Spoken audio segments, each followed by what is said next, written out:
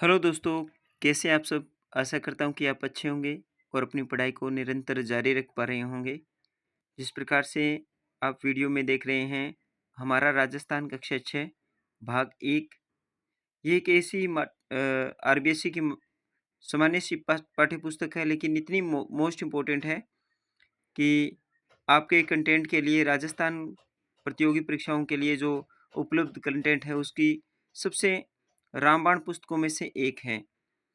आप अनुक्रमिका में देख पा रहे हैं कि अब तक हमने इस पाठ्यपुस्तक को अध्यायवार और एक-एक वाक्य को, एक-एक शब्द को पढ़ा है और उसमें अब तक हमने इस पाठ्यपुस्तक का राजस्थान एक परिचय, राजस्थान का इतिहास, राजस्थान इतिहास जानने के स्रोत, ये अब तक इस पाठ्यपुस्तक के अध्यायों को कवर कर लिया है।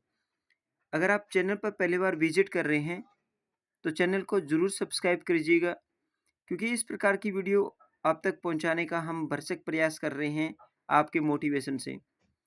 आपका एक सब्सक्रिप्शन हमें इतना मोटिव करता है कि हम इस प्रकार के नवाचार आप तक पहुंचाने का पूरे मनोबल के साथ में प्रयास करते हैं। तो आप चैनल पर पहली बार विजिट कर रहे हैं, तो हमें प्रोत्साहन के रूप में चैनल को जरूर सब्सक्राइब कीजिएगा और अपने दोस्तों के साथ में इस वीडियो को शेयर भी कीजिएगा, क्योंकि हम एक ऐसी थीम के साथ चल रहे हैं जो राजस्थान प्रतियोगी परीक्षाओं में जो आरपीएससी और कर्मचारी चयन बोर्ड का जो पैटर्न बदलता आ रहा है, पिछले काफ़ी एग्ज़ाम से देखने को मिल रहा है, पिछले 1-2 सालों से अपने पैटर्न को चेंज करते हुए, वो इन मूल पाठ्य पुस्तकों में से गहराई में से प्रश्न पूछ रहे हैं। तो सबसे पहले तो आपको अगर इन राजस्थान प्रतियोगी परीक्षाओं में सफलता हासिल करनी है, तो इन मूल पाठ्य पुस्तकों को बढ़िया तरीके से कवर करना पड़ेगा। तो इसी थीम के साथ हम भी लगे हुए हैं आपके साथ और आज हम पढ़ने वाले हैं आज के इस टॉपिक में अध्याय नंबर 4 राजस्थान की प्राचीन सभ्यता स्थल। देखिए, आप अगर आप किसी भी एग्ज़ाम की तैयारी कर रहे हैं, राजस्थान से संबंधित कोई भी एग्ज़ाम की तैयारी करने का प्रयास कर रहे हैं, तो आप अपने पाठ्यक्रम में जाके देखिए, क्या ये पाठ्यक्रम में राजस्थान की प्राचीन सभ्यता और स्थल है?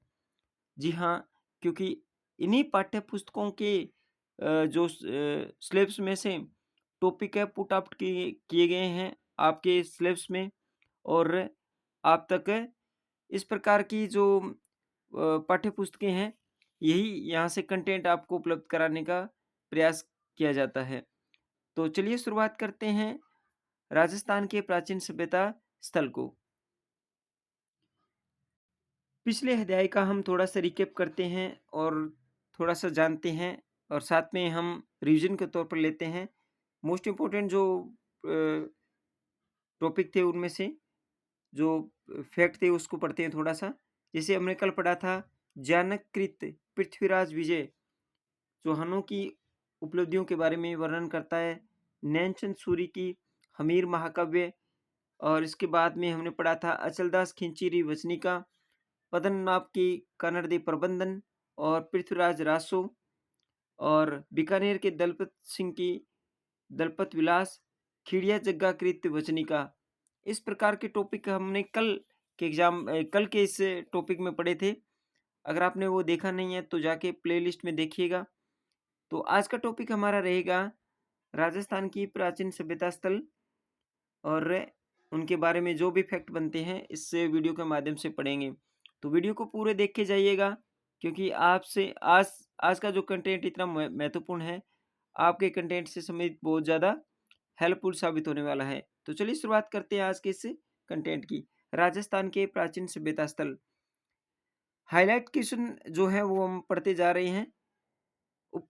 उत्खनन से प्राप्त हुए प्राचीन साक्ष्यों में आवास, मैं यहाँ से पढ़ रहा हूँ पूरा न पढ़ के। उत्खनन से प्राप्त प्राचीन साक्ष्यों में आवास स्थल लकड़ी, अनाज, हड्डी और पत्थरों के अस्त्र शस्त्र और उपकरण प्रमुख है।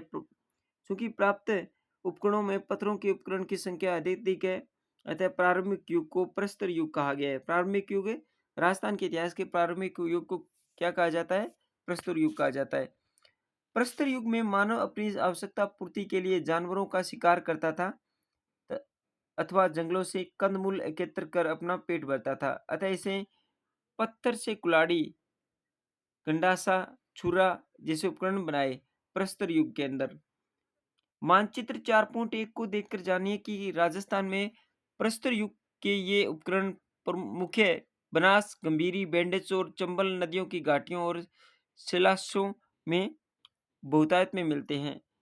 प्रस्तर युग की बात करें, प्रस्तर युग के बाद ताम्र युग आया तथा इसके बाद लोहा युग आए। देखिए कालक्रम पूछ सकता है क्योंकि आजकल का पैटर्न कुछ अलग टाइप के से तैयार करके आरपीएससी और जो कर्मचारी चयन बोर्ड लेके आ रहा है कि इनको कालक्रम में व्यवस्थित कीजिए। तो सबसे पहले प्रस्तर युग आया, इसके बाद में ताम्र युग, इसके बाद में लोहे युग अवशेष प्राप्त होते हैं।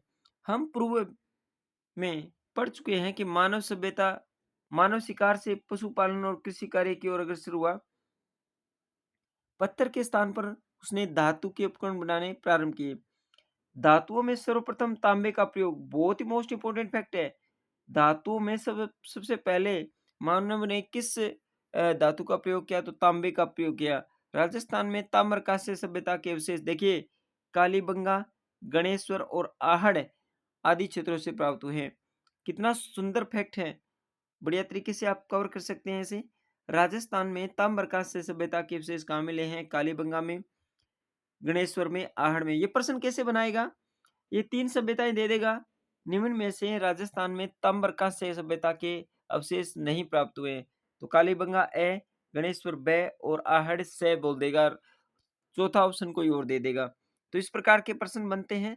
तो आप इस टॉपिक को बिल्कुल ही बढ़िया तरीके से कंटेंट को पढ़ते रहिएगा।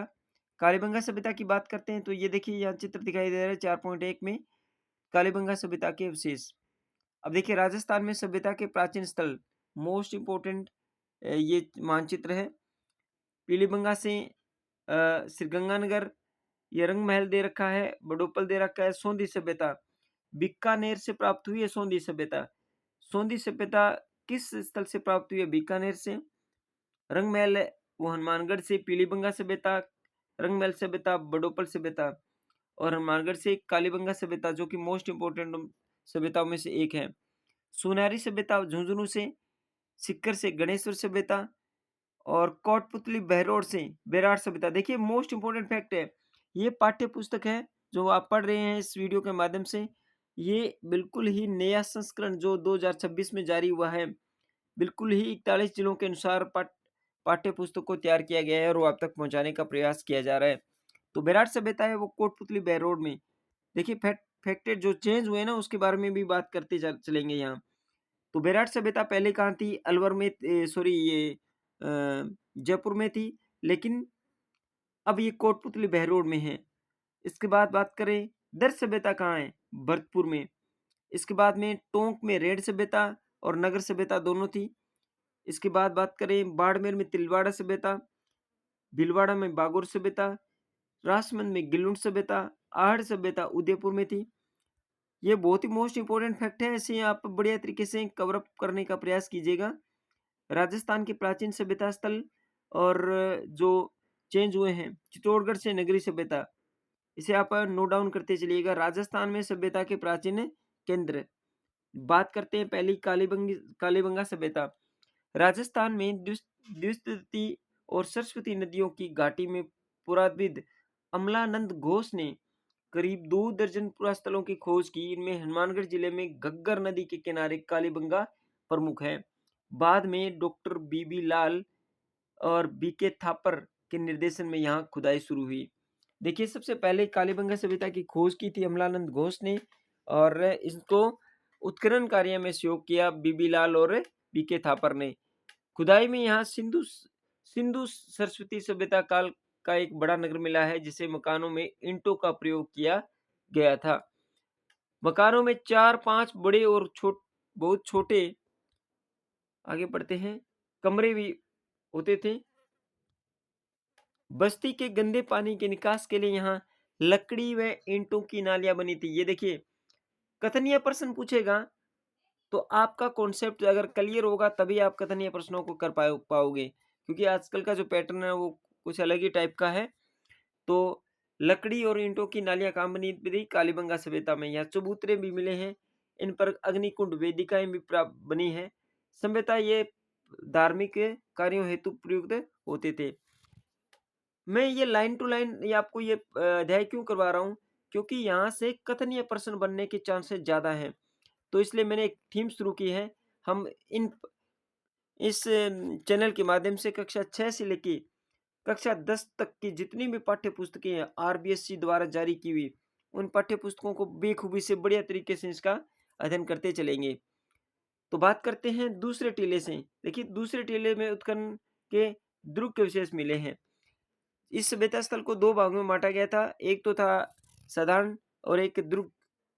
तो यहाँ दूसरे टीले में ध्रुव के अवशेष प्राप्त हुए हैं।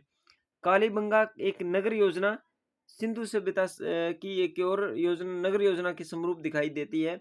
इस क्षेत्र में नगर के प्राचीर के बाहर जोती हुई कृषि भूमि के साक्ष्य मिले हैं।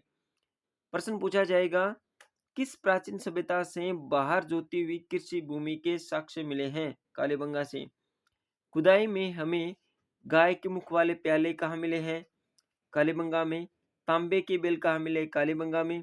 कांस्य के दर्पण कहाँ मिले? कांस्य के दर्पण कालीबंगा में। हाथी दांत का कंगा कालीबंगा में। मिट्टी के बर्तन, कांच की मणियां, खिलौने आदि प्राप्त हुए हैं।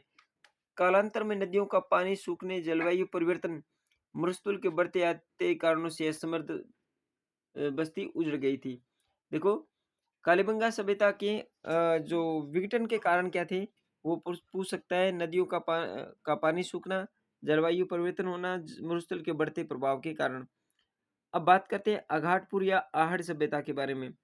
अघाटपुर सभ्यता की बात करते हैं तो ये उदयपुर के पूर्व में आहड़ जिसे बेडच नदी के किनारे 2 टीले दिखाई देते थे जिनको स्थानीय लोग धूलकोट कहते हैं। इस सभ्यता को हम आहड़ सभ्यता भी कहते हैं। इस सभ्यता को अघाटपुर सभ्यता भी कहते हैं और इस सभ्यता को हम धूलकोट सभ्यता कहते हैं। तो पढ़ते हैं आहड़ अघाटपुर या आहड़ सभ्यता जिसे हम धूलकोट कहा जाता है। यह बस्ती पहले ताम्रवती के नाम से जाना जाती थी। यानी किस सभ्यता को ताम्रवती सभ्यता के नाम से जाना जाता है? तो आहड़ सभ्यता को। ऐसा प्रतीत होता है कि तांबे के औजारों का निर्माण का केंद्र होने का कारण नाम पड़ा। 10वीं से 11वीं सदी में इसे अघाटपुर नाम दिया गया। प्रश्न पूछा जा सकता है कि 10वीं और 11वीं सदी में किस सभ्यता स्थल को अघाटपुर नाम दिया गया है? फिर अघाटपुर का नाम सभ्यता किस सदी में दिया गया? तो ये 10वीं से 11वीं सदी में। यहाँ से प्राप्त मकानों की दीवारों, पत्थरों व मिट्टी की बनी हुई जिसकी छत बांस और केलू की बनी है। कथनीय प्रश्न पूछ सकता है। आप इसे लाइन टू लाइन पढ़ने का प्रयास कीजिए, स्किप मत कीजिएगा और चैनल पर पहली बार विजिट कर रहे हैं तो चैनल को जरूर सब्सक्राइब कर लीजिएगा। बड़े कमरों के बीच में बांस की पर्दी पर मिट्टी चढ़ाकर उसे छोटे छोटे कमरों ओरों में विभाजित किया जाता था। मकानों में 4 से 6 चूल्हे मिले हैं। फैक्ट बन रहे हैं, इसे ध्यान से इसे नोट डाउन करते चलिएगा। जो संयुक्त परिवार या सामूहिक भोजन विधि के साक्ष्य मिले हैं। राजस्थान की किस सभ्यता स्थल से 6 चूल्हे प्राप्त हुए हैं? तो आहड़ सभ्यता से। और राजस्थान की ऐसी कौन सी सभ्यता है जहाँ से संयुक्त परिवार के विशेष मिले हैं? तो आहड़ सभ्यता। यहाँ उच्च कोटि का चावल उत्पादित होते थे। राजस्थान की किस सभ्यता स्थल से उच्च कोटि का चावल प्राप्त होता था, उत्पादित होता था? वो आहड़ सभ्यता को। आहड़ में भट्टी नुमा चूल्हा मिला है। राजस्थान की किस सभ्यता में भट्टी नुमा चूल्हा मिला है? तो आहड़ सभ्यता में। इससे यह माना जाता है कि यहाँ तांबा, देखिए चित्र देखिए, मृण मूर्ति आहड़ संग्रहालय में। तो इसके बाद में तांबे का पात्र, तांबे की कुल्हाड़ी, मोस्ट इम्पोर्टेंट फैक्ट है। तांबे का पात्र कहाँ मिला है? तांबे की कुल्हाड़ी कहाँ मिली है? तांबे का टुकड़ा कहाँ मिला है? तांबे की छुरी।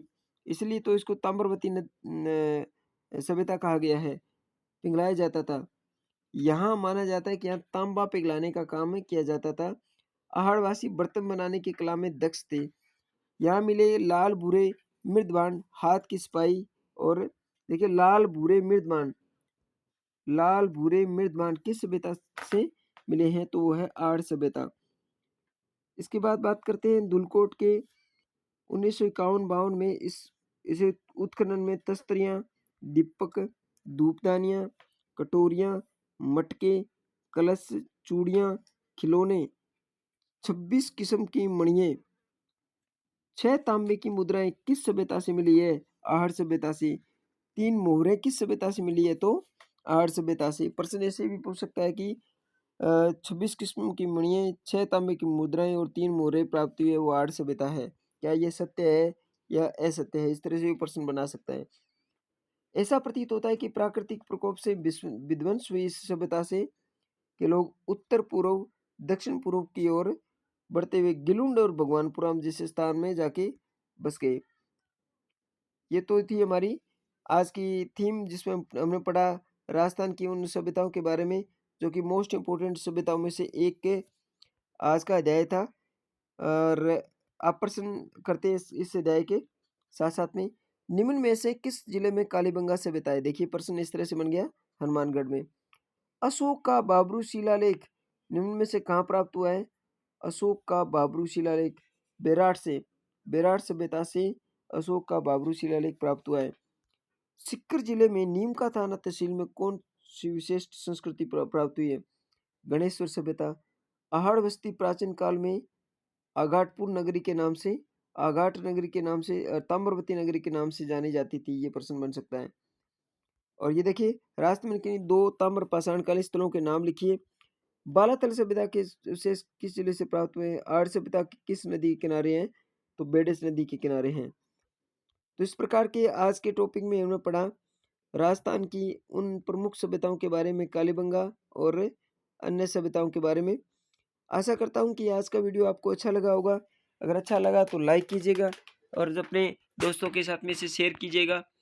और हम चल रहे हैं इस थीम के साथ कि हमें पढ़ने हैं आरबीएससी की मूल पाठ्य पुस्तकें, और उसी कड़ी में आज एक ये महत्वपूर्ण कड़ी थी, अध्याय नंबर 4 राजस्थान की प्राचीन सभ्यता स्थल। तो आज की वीडियो में इतना ही, मिलते हैं नेक्स्ट अध्याय के साथ। तब तक के लिए धन्यवाद।